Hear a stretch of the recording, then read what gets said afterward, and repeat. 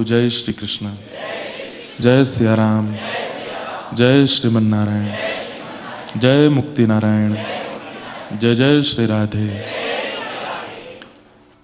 अतिशय कृपा ठाकुर जी की हम आप सब पर है। एक होती है कृपा, एक होती है अति कृपा और एक होती है अति हरि कृपा। कृपा क्या है कि हम नित्य नारायण स्मरण कर रहे हैं, ये कृपा है। रोज सामान्य व्यवहार में भगवत स्मृति हमसे बनती है, ये कृपा है। भगवत स्मृति के साथ साथ धाम की स्मृति बनती है। ठाकुर जी की तो बनती ही है, ठाकुर जी के धाम की भी स्मृति बनती है, ये अति कृपा है। लेकिन स्मृति के साथ साथ देह भी उसी धाम में उपस्थित हो जाए और वहां उपस्थित रह करके एक दिन से अधिक निवास करके वहां धाम और धाम के अधिष्ठाता का स्मरण श्रवण किया जाए, ये अति हरि कृपा है। लेकिन ये शब्द भी मुझे कम पड़ रहे हैं मुक्तिनाथ में आकर के। यहां तो अति अति अति हरि कृपा है कि पुरुषोत्तम मास जहां किसी भी भजन संकीर्तन नाम आदि करने का अधिक अधिक फल होता है। हम 3 वर्षों में जितना करके आए होंगे उतना अधिक मास के एक दिन में प्राप्त हो जाता है। ये पुरुषोत्तम मास की विशेषता है। आपने 3 वर्षों में जितना भजन साधन कथा श्रवण तीर्थ यात्रा धाम गमन गंगा स्नान यमुना स्नान दान पुण्य जो भी किया, वो अधिक मास के पहले दिन केवल नाम स्मरण करने मात्र से उतना प्राप्त हो जाता है जितना 3 वर्ष में मिला।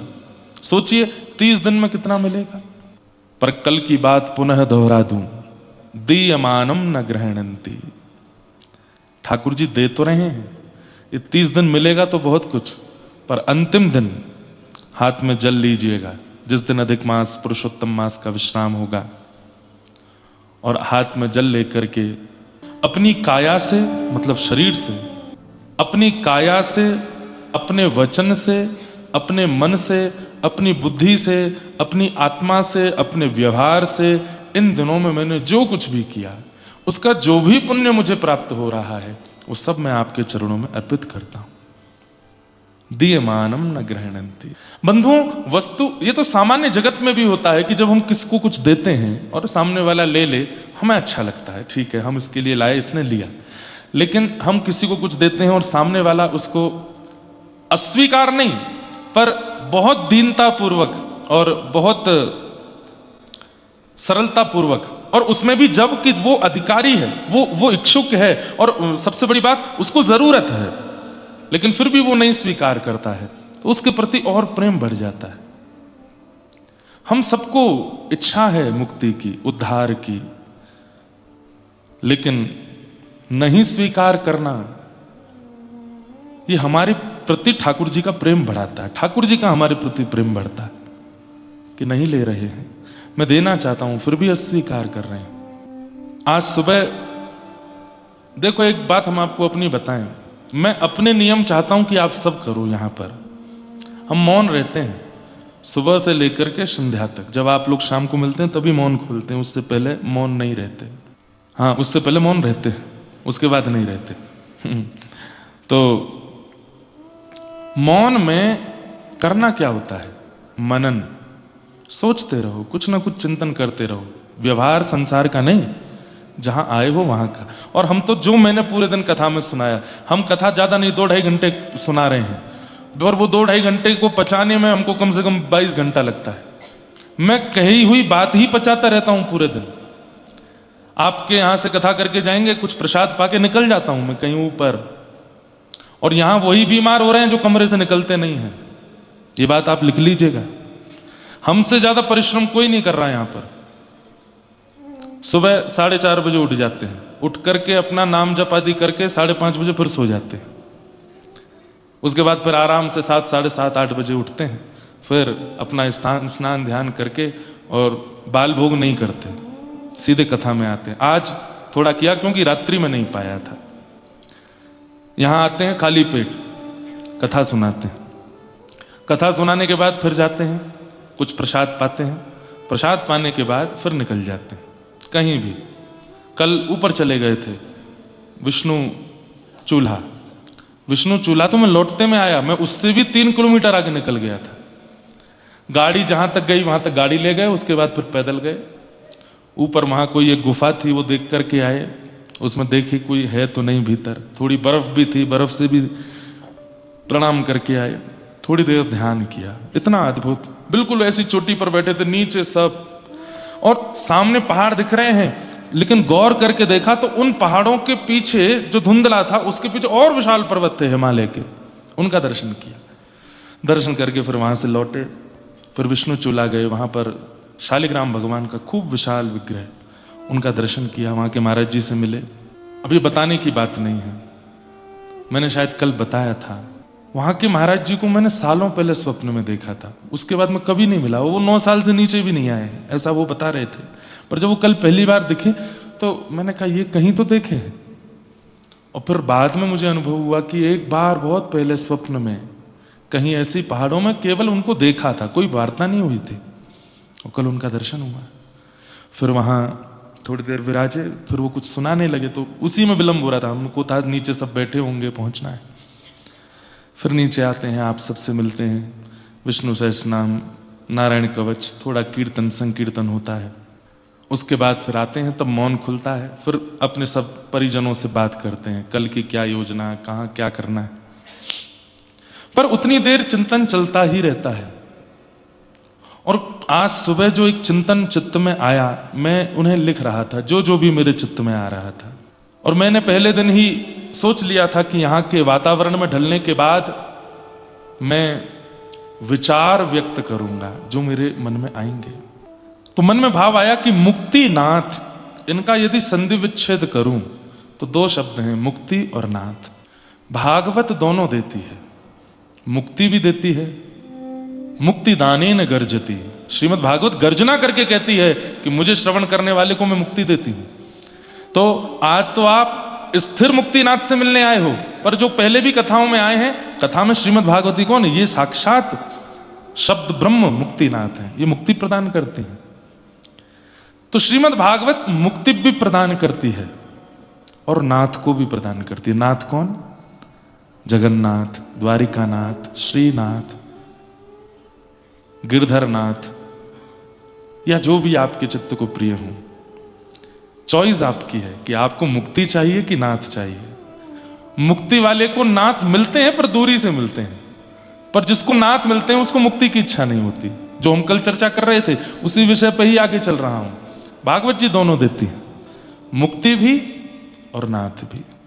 इच्छा आपकी है, प्रसन्नता आपकी है, चॉइस आपकी है कि आपको क्या चाहिए। कथा में प्रवेश सबका है, द्वार सबके लिए खुला है। कल एक अंग्रेज भी आके बैठे थे। कथा में प्रवेश सबका है पर अधिकार सबका नहीं है। अब इसमें एक बात आती है कि प्रवेश और अधिकार में अंतर क्या है?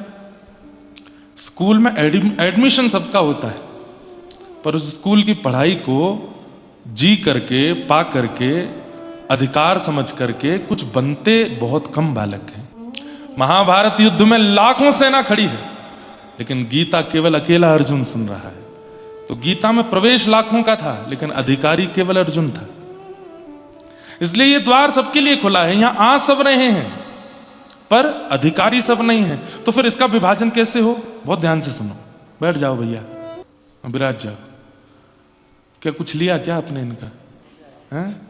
अच्छा, आप आए हैं वहां से, तो हम भी वृंदावन से आए हैं। प्रवेश सबका है, अधिकारी सब नहीं।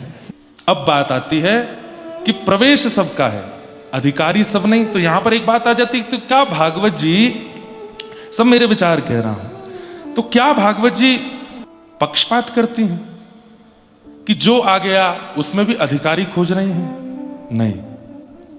फिर वहां विभाजन होता है कि जो प्रवेश कर रहे हैं मुक्ति उनको मिलेगी, पर अधिकारी को नाथ मिलेंगे। सबको मुक्ति मिल सकती है, पर अधिकारी जो है उसको नाथ मिलेंगे। मीराबाई जैसे भक्त को मुक्ति मिल जाए तो इसमें उनकी योग्यता नहीं है, मीराबाई को तो नाथ मिले हैं। सूरदास सरी के भक्त को मुक्ति मिल जाए तो इसमें उनकी कोई योग्यता नहीं है, उनको तो नाथ मिले हैं। भौंदू भगत को मुक्ति मिल जाए, अरे वो जानते भी नहीं, भौंदू तो जानते ही नहीं मुक्ति कहते किसको। तो अधिकार सबका है, प्रवेश सबका है पर अधिकार सबका नहीं। मुक्ति सबके लिए है पर नाथ यहां आए हुए आप सैकड़ों में से किसी एक या दो को ही मिलने वाले, सबको नहीं। मूल्यवान है नाथ। और हमारे व्रज में तो कहें मुक्तियों नौन सी खारी लागे। मुक्ति नमक जैसी खारी लगती है व्रज में आने के बाद। वहां तो सब नाथ को ही चाहते हैं, कृष्ण को ही चाहते हैं। तो प्रवेश सबका है पर अधिकार सबका नहीं। अब बात आती है कि अधिकार प्राप्त करना हो तो क्या करें। गोस्वामी तुलसीदास जी महाराज कहते हैं कौन कौन अधिकारी। पहला, गुरु पद प्रीति। जिसकी गुरु के चरणार बिंदों में बहुत प्रीति है। गुरु कह दें कि कूद जाओ खाई में तो कूद जाएगा, कोई गुरु कहेगा क्यों। लेकिन ऐसे गुरु भी हुए हैं। पीपाजी महाराज द्वार पर खड़े थे और द्वारपालों से कहते हैं कि महाराज जी का दर्शन करना है, उन्हें कह दीजिए कि महाराज पीपा आया है। रामानंदाचार्य जी को जब पता चला महाराज पीपा, बोले बोल दो नहीं मिलेंगे। अगले दिन पीपाजी फिर आए, बोले मैं उस देश का राजा पीपा, उनको शायद समझ नहीं आ रहा होगा, बता दीजिए मैं आया हूं। बोले नहीं मिलेंगे। अंतिम दिन आकर के जब अपने नाम का भी उच्चारण नहीं किया कि गुरु शरणागत एक सामान्य जीव अपने उद्धार के लिए आया है, मुझे मिलना है, नाम छोड़ दिया, पदवी छोड़ दी, सब कुछ अलग कर दिया। तब रामानंदाचार्य जी बोले बहुत चतुर है, 3 दिन से मिल नहीं रहा हूं ना, इसलिए पदवी वदवी सब छोड़ छाड़ करके और बिल्कुल अपना नाम भुला के बोल रहा है कि मुझे मिला दो, लेकिन मैं भी परीक्षा लूंगा। कह दो सामने एक कुआं है उसमें कूद जाए। द्वारपालों ने जाकर के जैसे ही कहा तो दौड़ पड़े कूदने के लिए, और जैसे ही बस कूदने ही वाले थे इतने में ही आचार्य चरण द्वार पर आ गए। बोले अब मिलूंगा, आओ। क्यों?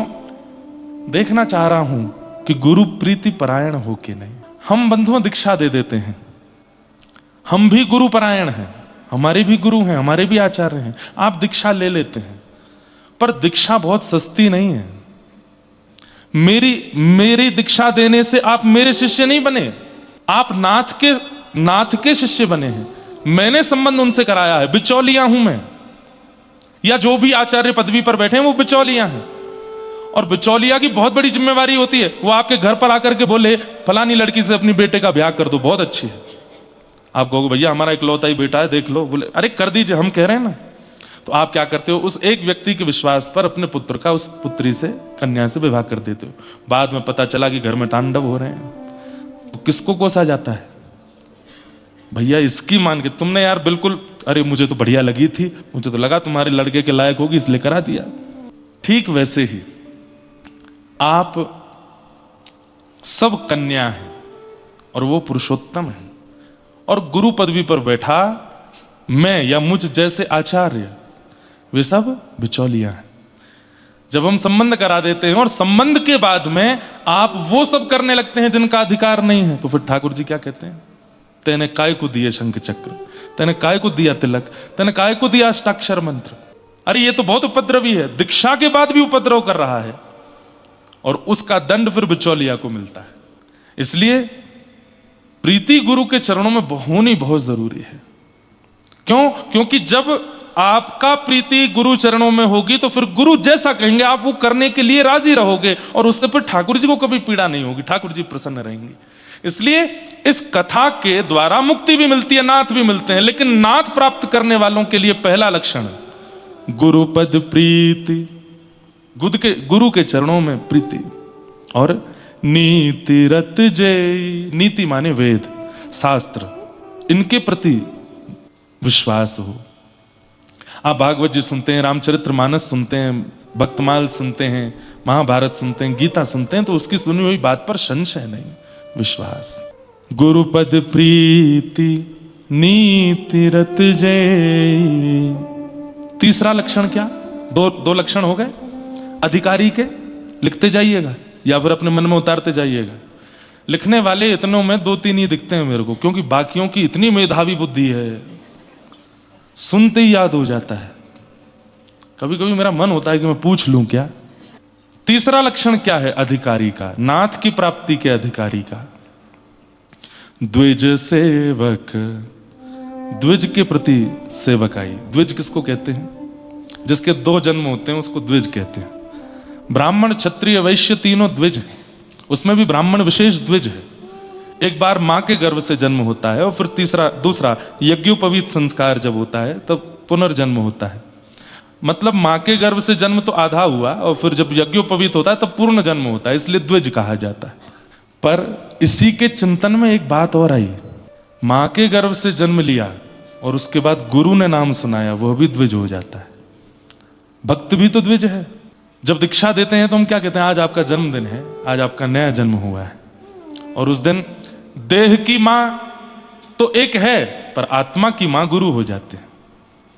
तो वैष्णव भक्त भी द्विज हो जाता है। तो द्विज की श्रृंखला में हम ब्राह्मणों को भी लेंगे, हम भक्तों को भी लेंगे, हम आचार्यों को भी लेंगे, हम रसिकों को भी लेंगे। ध्यान से सुनिए, तीसरा लक्षण क्या है नाथ के अधिकारी का? द्विज सेवक। भक्तों के प्रति, वैष्णवों के प्रति, आचार्यों के प्रति, रसिकों के प्रति जो सेवक बुद्धि रखते हैं। द्विज सेवक अधिकारी ते। बंधुओं, श्रीमद् भागवत जी अगर कदापि कभी कभी ना समझ में आ रही हूं तो मानस जी उठा लो, क्योंकि श्रीमद् भागवत का ही संपूर्ण ट्रांसलेशन है रामचरितमानस। हमारे पूज्य पिताजी कहते हैं, बोले एक एक शब्द, एक एक भाव का आपको हिंदी अनुवाद मिल जाएगा। कहां? रामचरितमानस में। अब अधिकारी कौन, इसको भागवत के माध्यम से बताएं तो हो सकता है थोड़ा विषय क्लिष्ट हो जाए, कठिन हो जाए, लेकिन मानस जी से कितना सरल हो गया। गुरुपद प्रीति नीति रत जे, द्विज सेवक अधिकारी ते। तीन हो गए। अब महादेव क्या कह रहे हैं पार्वती जी से? इन तीन लक्षण वाले को सुनानी है, पर इससे भी ज्यादा सुनाने वाले को सुख मिलेगा। इन तीनों से भी ज्यादा चौथा गुण जिसके अंदर होगा उसको कथा सुनाने में तुमको बहुत सुख मिलेगा। क्यों? क्योंकि वो अधिकारी है। उस अधिकारी का चौथा लक्षण क्या है? रघुराई के अर्थ में सब है।